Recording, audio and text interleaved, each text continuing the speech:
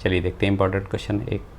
आप बने रही मेरे चैनल पर टेस्टी मैथ में। तो कैसे हम इस क्वेश्चन को सॉल्व करेंगे, आप प्रैक्टिस करते रहें। बहुत सारे मैंने क्वेश्चन आपको दे रखे हैं, हर चैप्टर से मैं आपको बहुत सारे क्वेश्चन करा रहा हूँ। आपके जो मल्टीपल चॉइस क्वेश्चन है उसी से रिलेटेड हैं वो सारे के सारे। आप उसको मतलब ऑब्जेक्टिव तो आएंगे ही आएंगे, साथ ही साथ आपको वो जानकारी होनी चाहिए। आपको ये रटने नहीं है, आपको सीखने हैं कि कैसे इस आंसर को हम निकाल सकते हैं। जब तक आपको प्रोसीजर नहीं पता होगा, आपको ये तरीका नहीं पता होगा कि हम इसको कैसे सॉल्व करेंगे, तो तब तक आपके लिए बहुत टिपिकल लगता रहेगा क्वेश्चन। लेकिन जैसे ही आप इस प्रोसीजर को सीख जाते हैं तो वो क्वेश्चन बहुत आसान लगने लगता है। तो यहाँ पर मैं विद एक्सप्लेनेशन आपको बता रहा हूँ कि जो भी हर क्वेश्चन के लिए एक्सप्लेनेशन दे रहा हूँ कि कैसे उस क्वेश्चन को सॉल्व किया जा सकता है।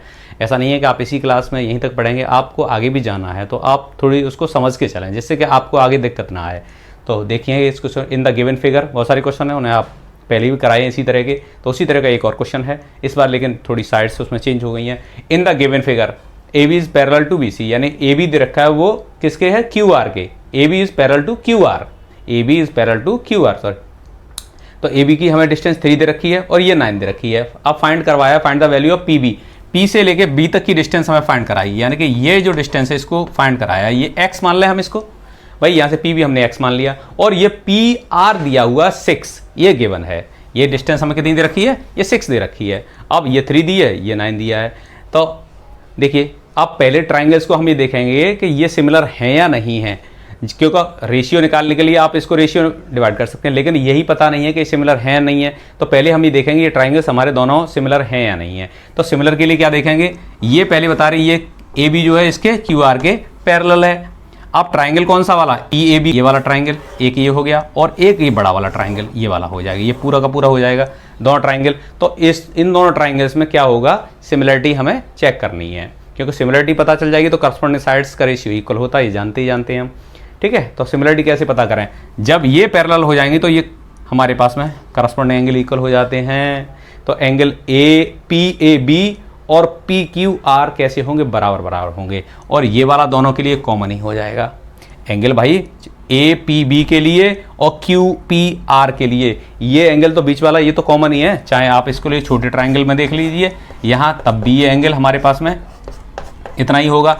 आप इसका बड़ा ट्राइंगल बना लेंगे तब भी यहाँ से ये, तो ये एंगल जो पी है ये तो दोनों के लिए कॉमन रहा। A P B angle Q P R के बराबर है, क्योंकि बीच में दोनों ही में कॉमन आ रहा है, दोनों साइडों के। या इस पर जितने भी आगे अगर हम ट्राइंगल और बढ़ाते चले जाएं तो सबके लिए क्या होगा भाई, इस पर और बढ़ा देते इस तरह से। तो इस वाले ट्राइंगल के लिए यहाँ से अगर आर टी एम इस तरह से रख देते तो इसके लिए टी पी एम के लिए ये भी इसकी कॉमन हो जाता, इस वाले ट्राइंगल के लिए भी कॉमन हो जाता। तो ये तो सब कॉमन आ रहा है इसके लिए।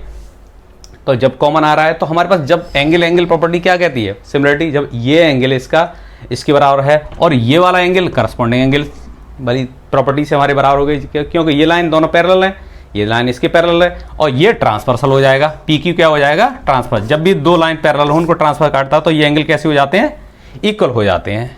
ठीक है, कैसे हो जाते हैं, इक्वल। आप चाहें तो इधर से भी ये भी ट्रांसवर्सल यानी पैरेलल को काट रहा है तो ये भी आपस में बराबर होंगे, और तीसरा वाला भी बराबर है, वो तो बराबर है ही। तो आप चाहे एंगल प्रॉपर्टी कह दें, चाहे आप एंगल सिमिलरिटी कह दें, चाहे सिमिलरिटी, और चाहे आप एंगल सिमिलरिटी कह दें, सिमिलरिटी चाहे दो एंगल से कर लें या तीनों से ही कर लें इसके लिए। तो ये सिमिलर हो गए ट्रायंगल। ये जैसे ही सिमिलर पता चले आप क्या करेंगे, इनकी सिमिलरिटी पता चलते ही इनकी करस्पॉन्डिंग साइड्स का रेशियो निकाल देंगे। ये हमें पता है ये 3 है, ये इसकी पता है ये 9 है, और ये हमने x मान लिया है, ये 6 गिवन है। तो क्या करेंगे, इस साइड्स का रेशियो और इन्हीं साइड्स का 2 से ही हमें काम चल जाएगा। तीसरी वाली साइड हमें भले ही गिवन नहीं हो, लेकिन हमें ज़रूरत नहीं है, करस्पॉन्डिंग साइड्स के रेशियो इक्वल हो जाते हैं, लेकिन हमें केवल 2 से ही काम चल रहा है। आप क्या करेंगे, x/6 जो हमारे पास में x है इस वाली की साइड, इसका रेशियो किसके साथ में, इसमें करस्पॉन्डिंग साइड्स ये वाली हो गई, और ये 3 किसके बराबर, किसके साथ में, 9 के साथ में हो जाएगा। आपस में बराबर कर दीजिए। अब यहाँ से 3 बन जा 3, 3 3 जा 9, क्रॉस मल्टीप्लाई कर देंगे।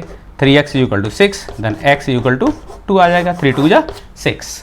तो ऑप्शन कौन सा है, ऑप्शन ए करेक्ट ऑप्शन हो जाएगा हमारे पास में। तो पहले आप इसको सिमिलर प्रूव कर लें, सिमिलर करते ही तुरंत आपकी करस्पॉन्डिंग साइड्स का रेशियो आप लगा सकते हैं इसमें से, और जो अननोन वैल्यू है आप उसको फाइंड कर सकते हैं। ठीक है।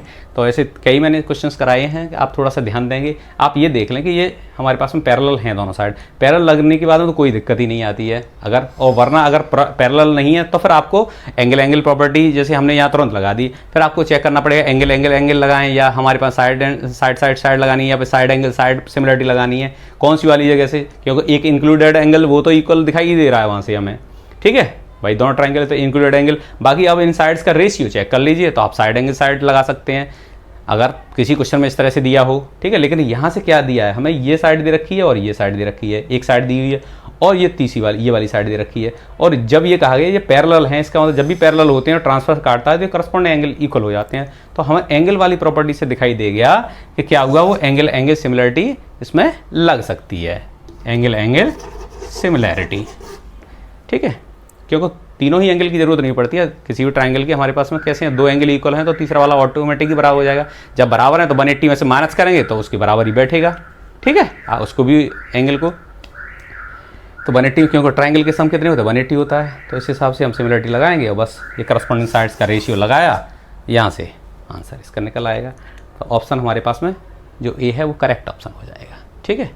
तो बस प्रैक्टिस करते रहिए आप जितनी आप प्रैक्टिस कर सकते हैं, ठीक है, क्वेश्चंस के लिए। Thank you.